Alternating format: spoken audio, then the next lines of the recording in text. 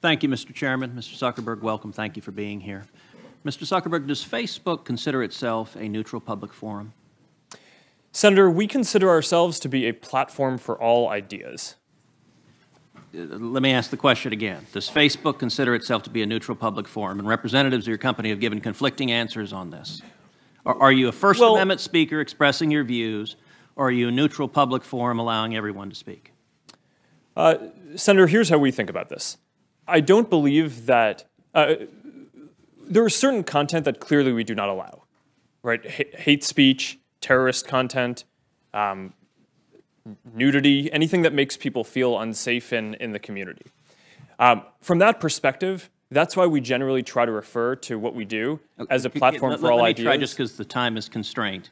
It's just a simple question. The predicate for Section 230 immunity under the CDA is that you are a neutral public forum.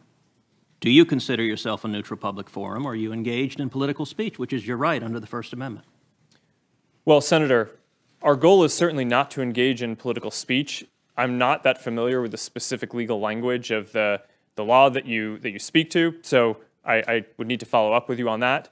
I'm just trying to lay out how broadly I think about this. Well, Mr. Zuckerberg, I will say there are a great many Americans who I think are deeply concerned that Facebook and other tech companies are engaged in a pervasive pattern of bias and political censorship.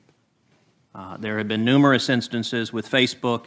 In May of 2016, Gizmodo reported that Facebook had purposely and routinely suppressed conservative stories from trending news, including stories about CPAC, including stories about Mitt Romney, including stories about the Lois Lerner IRS scandal, including stories about Glenn Beck. In addition to that, Facebook has initially shut down the Chick-fil-A Appreciation Day page, has blocked a post of a Fox News reporter, has blocked over 24 Catholic pages, and most recently blocked Trump supporters Diamond and Silk's page with 1.2 million Facebook followers after determining their content and brand were, quote, unsafe to the community. To a great many Americans, that appears to be a pervasive pattern of political bias. Do you agree with that assessment? Senator, let me say a few things about this. First, I understand where that concern is coming from because Facebook and the tech industry are located in Silicon Valley, which is an extremely left-leaning place. And this is actually a concern that I have and that I try to root out at the company, is making sure that we don't have any bias in the work that we do. And I think it is a fair concern that that people would at least wonder about. Let me ask this question. Are you aware of any ad or page that has been taken down from Planned Parenthood? Senator, I'm not, but let me just... How about MoveOn.org? Sorry? How about MoveOn.org? I'm not specifically aware of those. How about any Democratic candidate for office? I'm not specifically aware. I mean, I'm not sure. In your testimony, you say that you have 15,000 to 20,000 people working on security and content review. Do you know the political orientation of those 15,000 to 20,000 people engaged in content review? No, Senator. We do not generally ask people about their political orientation when they're joining the company. So as CEO, have you ever made hiring or firing decisions based on political positions or what candidates they supported? No. Why was Palmer Luckey fired? That is a specific personnel matter that seems like it would be inappropriate to speak to here. You just made a specific representation that you didn't make decisions based on political views. Well, I can commit that it was not because of a political view. Do you know of those 15,000 to 20,000 people engaged in content review, how many, if any, have ever supported financially a Republican candidate for office? Senator, I do not know that. Your testimony says it is not enough that we just connect people. We have to make sure those connections are positive.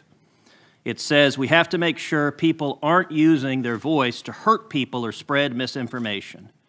We have a responsibility not just to build tools, to make sure those tools are used for good. Mr. Zuckerberg, do you feel it's your responsibility to assess users whether they are good and positive connections or ones that those 15,000 to 20,000 people deem unacceptable or deplorable?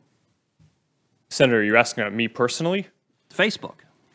Senator, I think that there are a number of things that we would all agree are clearly bad. Foreign interference in our elections, terrorism, self-harm. I'm those talking are about things. censorship. Well, I think that you would probably agree that we should remove terrorist propaganda from the service. So that, I agree, I think is clearly bad activity that we want to get down, and we're generally proud of how well we do at that. Now, what I can say, and I do want to get this in before the end here, is that I am very committed to making sure that Facebook is a platform for all ideas. That is a very important founding principle of what we do. We're proud of the discourse and the different ideas that people can share on the service. And that is something that, as long as I'm running the company, I'm going to be committed to making sure is the case. Thank you. Thank you, Senator Cruz. Do you want a break now? Or you want to keep going? Sure. I mean, that was pretty good. So, all right. All right, we have Senator Whitehouse is up next, but if you want to take a 5-minute break right now, we have now been going a good 2 hours. So thank you. We'll recess for 5 minutes and reconvene.